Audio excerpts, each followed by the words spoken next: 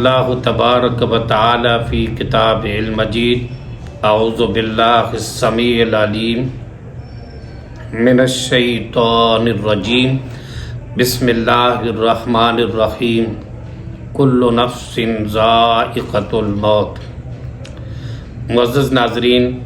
تمام قسم کی اعلیٰ تعریفات، تحمیدات و تمجیدات مالک کائنات کی ذات گرامی کے لیے لائق و زیبا ہے کہ جس مالک الملک نے اکیلے یہ ساری کائنات کو پیدا کیا اور وہ اکیلا ہی اس کائنات کا معبود و مسجود علام الغیوب ہے،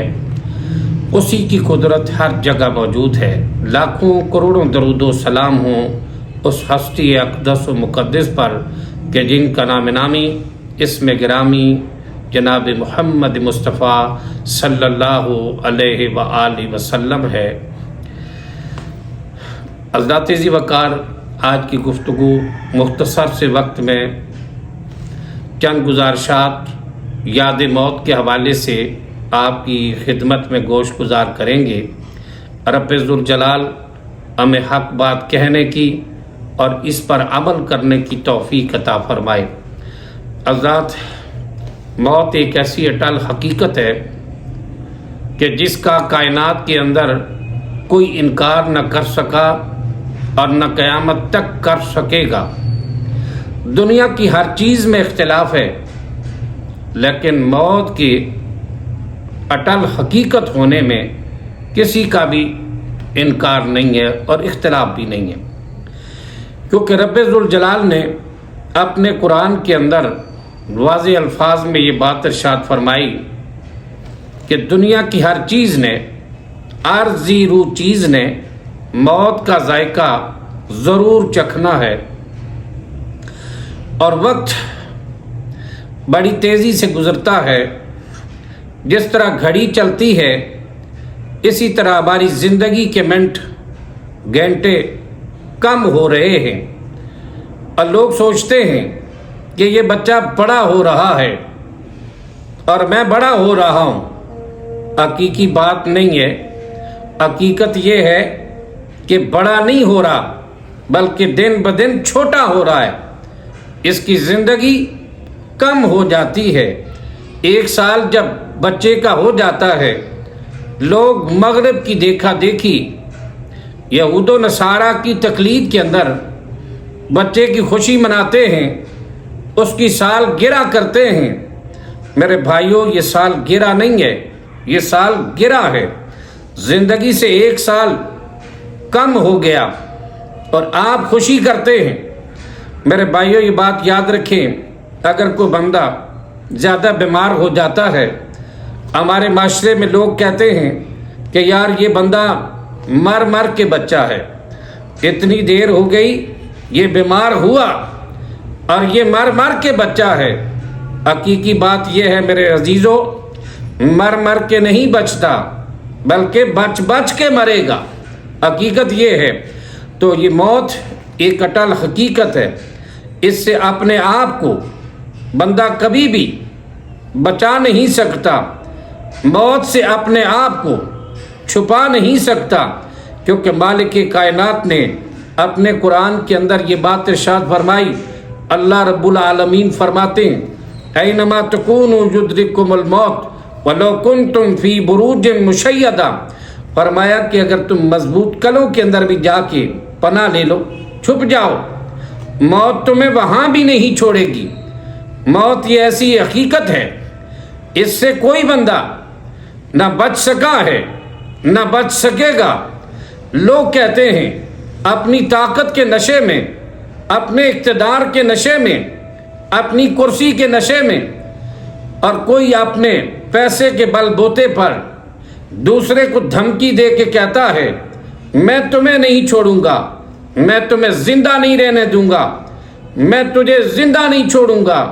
حقیقی بات ہے میرے بھائی، کسی کو کسی نے چھوڑنا نہیں ہے، اور کوئی نہ کوئی بھی موت سے بندہ نہیں بچ سکتا۔ اس موت سے نہ کوئی بچا ہے نہ بچ سکے گا، نہ امیر بچے گا، نہ غریب بچے گا، نہ بادشاہ بچے گا، نہ فقیر بچے گا، نہ حسین و جمیل بچے گا، نہ کالا بچے گا، نہ گورا بچے گا، نہ ادنا بچے گا،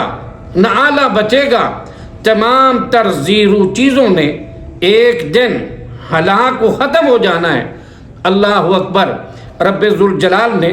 اپنے قرآن کے اندر یہ بات ارشاد فرمائی سورہ قصص میں۔ مالک ارض و سما فرماتے ہیں کل شیء ہالک الا وجہہ، ہر چیز نے ہلاک ہونا ہے سوائے رحمان کے۔ اور پھر رب العالمین نے قرآن پاک کے دوسرے مقام پر ہر چیز، یہ تو کہا نا یہاں ہر چیز ہلاک ہونے والی ہے سوائے رحمان کے، ہر چیز ختم ہونے والی ہے، مٹ جانے والی ہے سوائے ذات رحمان کے۔ اور دوسرے مقام پر رب ذوالجلال نے سورہ رحمان کے اندر یہ بات ارشاد فرمائی کل من علیہا فان ویبقی وجہ ربک ذو الجلال والاکرام۔ اللہ رب العالمین فرماتے ہیں کہ اس دنیا میں جو کچھ بھی جہاں موجود ہے یہ سارے کا سارا فانی اور ناپائیدار ہے، اور یہ سارے کا سارا ختم ہونے والا ہے۔ نبی پاک صلی اللہ علیہ وآلہ وسلم اس بات کی تعلیم دیا کرتے تھے کہ لوگو زور القبور، اللہ کے محبوب علیہ السلام نے اپنی پاک زبان نبوت سے فرمایا قبروں کی زیارت کیا کرو تاکہ تمہیں موت یاد آئے، قبرستان میں جایا کرو تاکہ تمہیں موت یاد آئے، کیونکہ وہاں تجھے پتہ چل جائے گا یہاں جو بڑا کرسی والا تھا، بڑے سٹار والا تھا، بڑے اقتدار والا تھا، بڑے جتھے والا تھا، برادری والا تھا، بڑے یاروں والا تھا، بڑے بڑے گارڈ اس کے ساتھ تھے، آج اس قبرستان کے اندر، شہر خاموشہ کے اندر، یہاں بادشاہ و فقیر ایک ہو گئے، امیر و غریب ایک ہو گئے، چھوٹے اور بڑے ایک ہو گئے، سب کے مکان کا نام قبر ہے، بادشاہ کے گھر کا نام بھی قبر ہے اور فقیر کے مقام کا بھی نام قبر ہے، کالے کے مقام کا نام بھی، اس کی رہائش کا نام بھی قبر ہے، گورے کی رہائش کا نام بھی قبر ہے۔ یہ ساری جو بڑائیاں تھی اور یہ ساری عظمتیں تھی یہاں ختم ہو گئی ہیں اور کوئی کسی کے کام نہیں آ سکتا۔ یہ بات یاد رکھے، دنیا کے اندر اس موت سے رائے فرار جتنا مرضی بندہ بچنے کی کوشش کرے، رب ذوالجلال ارشاد فرماتے ہیں قرآن پاک کے اندر، اللہ مالک الملک فرماتے ہیں سورہ جمعہ کے اندر قل ان الموت الذی تفرون منہ فانہ ملاقیکم۔ رب العالمین فرماتے ہیں کہ جس موت سے تم رائے فرار اختیار کرتے ہو، بھاگتے ہو، یہ تو تمہیں ہر حال میں پہنچ کے رہے گی، یہ ہر حال میں تمہیں اپنی لپیٹ میں لے کر رہے گی۔ اور حدیث پاک کے اندر آتا ہے بندہ تو یہ چاہتا ہے کہ میری زندگی اتنی زیادہ ہو، میری زندگی زیادہ ہو۔ حدیث پاک صحیح البخاری کے اندر حدیث پاک موجود ہے، سیدنا انس ابن مالک رضی اللہ تعالی عنہ بیان کرتے ہیں کہ تاجدار کائنات جناب محمد مصطفیٰ علیہ الصلاۃ والسلام نے اپنی پاک زبان نبوت سے یہ بات ارشاد فرمائی۔ اللہ کے محبوب نے فرمایا ابن آدم جس طرح بڑا ہوتا ہے، ابن آدم جیسے جیسے بڑا ہوتا ہے اور اس کی دو خواہشیں اس کے ساتھ زیادہ بڑھتی ہیں۔ کون سی دو خواہشیں ہیں؟ ایک مال کی محبت، کہ جس طرح ابن آدم بڑا ہوتا رہتا ہے اس کے اندر یہ مال کی ہوس اور مال کی محبت یہ بھی بڑھتی رہتی ہے، اور مال کی محبت اور لمبی عمر کی خواہش، لمبی عمر کی خواہش ہوتی ہے کہ عمر میری زیادہ سے زیادہ ہوتی جائے، میری عمر بہت زیادہ بڑھ جائے۔ لیکن یاد رکھ لو میرے بھائیوں، ایسی خواہشات کو کوئی فائدہ نہیں۔ موت کے آنے سے پہلے موت کی تیاری کر لو۔ حدیث پاک کے اندر آتا ہے، سیدنا عبداللہ ابن عمر رضی اللہ تعالی عنہ بیان کرتے ہیں،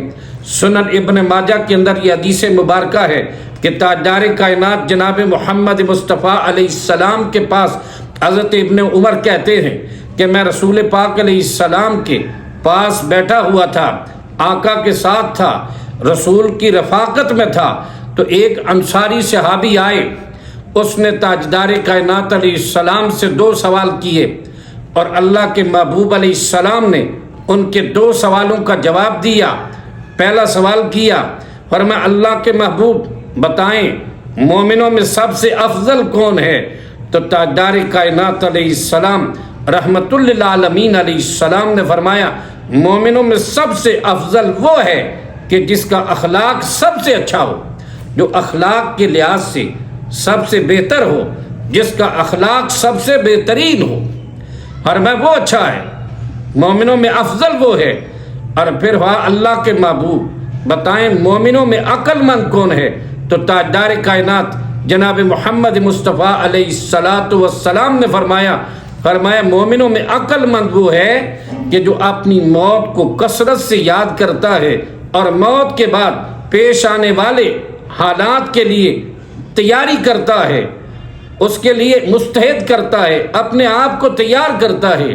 اور پھر سیدنا عبداللہ ابن عمر خود فرماتے ہیں، سیدنا عبداللہ ابن عمر فرماتے ہیں لوگوں جب صبح ہو جائے تو شام کا انتظار نہ کرنا، اور جب شام ہو جائے تو صبح کا انتظار نہ کرنا، اور صحت کے اندر تندرستی کے اندر اتنے اعمال کر لینا زندگی میں کہ جو تمہاری بیماری کے اندر بھی کافی ہو جائیں۔ اور پھر یہ بھی کہا کہ ایسے اعمال کر لینا کہ تمہارے موت کے بعد بھی تمہیں کام آئیں۔ تو میرے بھائیو بندہ یہ کہے گا، اللہ رب العالمین فرماتے ہیں قرآن پاک کے اندر، مالک ارض و سما قرآن مجید کے اندر فرماتے ہیں کہ بندہ اس وقت کہے گا، اللہ فرماتے ہیں زندگی میں سوچتا ہے نا، مال و متاع سے بڑی محبت کرتا ہے، مال کا پجاری بنا رہتا ہے، مال کو اکٹھا کرنا اپنی زندگی کا مشغلہ سمجھتا ہے، تو اسے یہ پتہ نہیں ہے کہ مال و متاع یہ دنیا کی ناپائیدار چیز ہے اور یہ فانی چیزیں ہیں اور یہ ختم ہو جائیں گی، ہمارے پاس کچھ نہیں۔ بندے کا مال تاجدار کائنات علیہ السلام نے فرمایا 3 قسم کا مال ہی اس کا اپنا ہے، جو اس نے کھا لیا اور ہضم کر لیا، اور جو اس نے پہن لیا اور بسیدہ کر لیا، اور جو اللہ کے راستے میں دیا اور وہ ذخیرہ کر لیا، اور اس کے بعد چوتھا مال اس کا مال ہوتا ہی نہیں ہے، پھر یہ تو دوسروں کا مال ہوتا ہے۔ اس لیے بندہ کیا کرتا ہے، اللہ رب العالمین نے قرآن مجید کے اندر یہ بات ارشاد فرمائی، مالک ارض و سما فرماتے ہیں وَأَنفِقُوا مِمَّا رَزَقْنَاكُمْ مِن قَبْلِ أَن يَأْتِيَ أَحَدُكُمُ الْمَوْتُ فَيَقُولَ رَبِّ لَوْلَا أَخَّرْتَنِي إِلَىٰ أَجَلٍ قَرِيبٍ فَأَصَّدَّقَ وَأَكُن مِّنَ الصَّالِحِينَ۔ رب العالمین قرآن پاک میں فرماتے ہیں کہ اللہ کے راستے میں خرچ کر لو، انفقوا مما رزقناکم، اور میں اس رزق اللہ کے دیے ہوئے رزق سے اللہ کے راستے میں خرچ کر لو، من قبل یاتی احدکم الموت، کہ اپنی موت کے آنے سے پہلے، جب تمہارے پاس کسی کے پاس موت آ جائے، اس موت کے آنے سے پہلے اللہ کے راستے میں جو ہمارے دیے ہوئے رزق سے خرچ کر لو، مما رزقناکم من قبل یاتی احدکم الموت فیقول رب لولا اخرتنی الی اجل، پھر اس وقت افسوس سے کہے گا اللہ تو نے مجھے تھوڑی سی لمبی عمر کیوں نہ کر دی، مجھے ڈھیل کیوں نہ دے دی، میری عمر کو لمبا کیوں نہ کر دیا، مجھے تھوڑی سی مہلت کیوں نہیں دی، لولا اخرتنی الی اجل قریب، تھوڑی مدت تک مجھے کوئی مہلت دے دی جاتی، فاصدق واکن من الصالحین، میں صدقہ و خیرات کر کے نیکوکاروں میں سے ہو جاتا، میں بھی صالحین میں سے ہو جاتا، لیکن اس وقت تجھے کف افسوس ملنے کے سوا کچھ بھی نہیں ملے گا۔ جو اللہ نے زندگی دی ہے یہ زندگی انتہائی قلیل ہے، اور نبی پاک حضرت محمد مصطفیٰ علیہ السلام کا ارشاد گرامی ہے، صحیح البخاری کے اندر یہ حدیث پاک ہے، اللہ کے محبوب علیہ السلام نے فرمایا والموت ادنا من شراک نعلہ، اللہ کے محبوب نے فرمایا یہ جو موت ہے وہ تمہارے جوتے کے تسمے سے بھی زیادہ قریب ہے، یہ موت دور نہیں ہے، ایک لمحے کا پتہ نہیں چلتا،